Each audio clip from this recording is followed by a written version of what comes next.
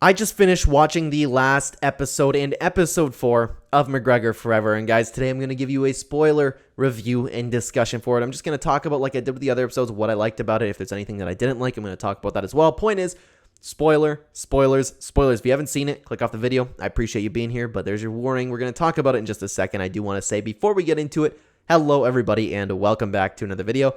If you are new here, my name is Kyle. I'm your guy with too many YouTube channels. Let's talk about McGregor Forever. So, starts off because this is coming off of the first Dustin Poirier loss. Everybody was doubting Conor. Everybody in the world was doubting Conor, and you could see it was kind of like they phrased it like he always has these voices in his head, and he's carrying this around with him. It's like, Conor doesn't have it anymore. It's the same topic of conversation that I always talk about, or like we always talk about. We see in comment sections everywhere. Why would he want to do this? He's so successful. He's so famous. He did what he wanted. He accomplished his goals. He doesn't have the hunger anymore. He doesn't have it in him. He can't win. I do believe that all of those are valid points and probably contributed to Conor McGregor not being champion anymore. I believe that myself, but it's really tough, and it must have been a huge weight on Conor McGregor's shoulders. And the documentary did a really good job in expressing that. Conor wanted to train, he got back into it, and they quickly announced the rematch. And Conor, what we've seen from this entire documentary was Conor McGregor has no problem with losing. He just wants to win. He just adjusts his losses, thinks positively. And it was really shown when he was sitting back with Kavanaugh and watching the first loss, especially as it just happened.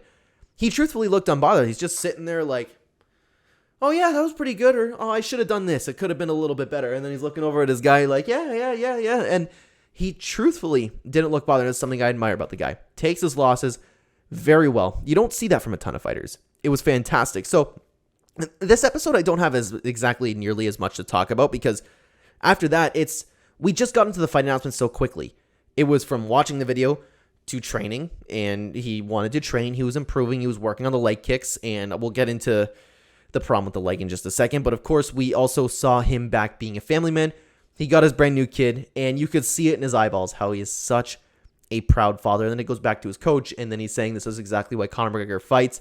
He fights for them, and Conor already expressed himself that his kids are set for life. That's why he does that. He's just doing it for competition at this point, but you can't necessarily have that same hunger. The way he's looking at his kid, like he's like, it's so proud, and I love that of him, man. But going back to the training, okay, this is where the majority of the episode was. We finally saw the leg starting to have issues, and I find it interesting that they were filming this so long ago. They must have been planning this documentary or something, because they really dove into the problems with the leg, and the leg didn't look so good, man, and he wanted to train on it anyways.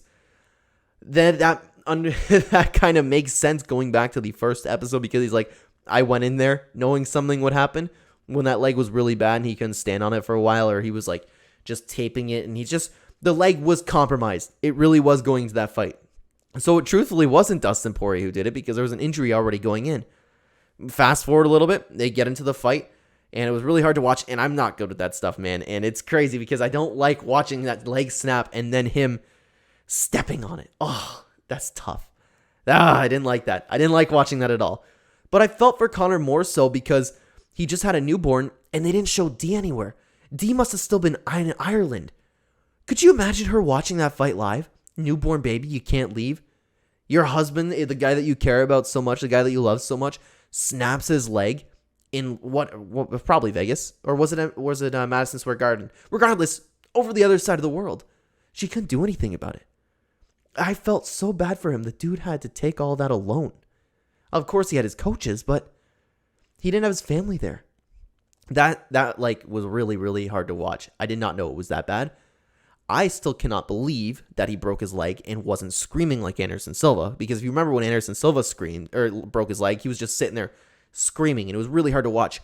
Conor went into performance mode, and of course it was probably the adrenaline, but I can't believe it. The only thing we heard out of him was like him going one time like, and that was it.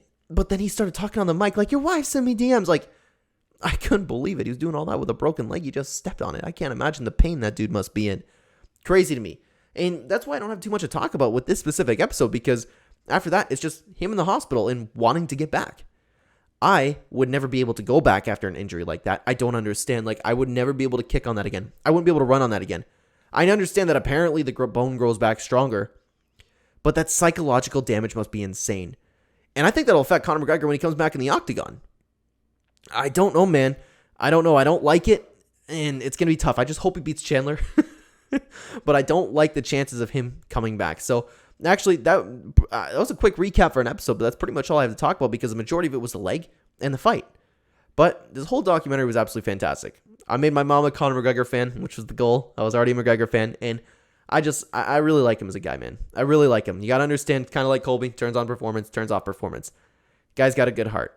I hope he comes back strong. But let me know what you thought about this entire documentary and episode 4.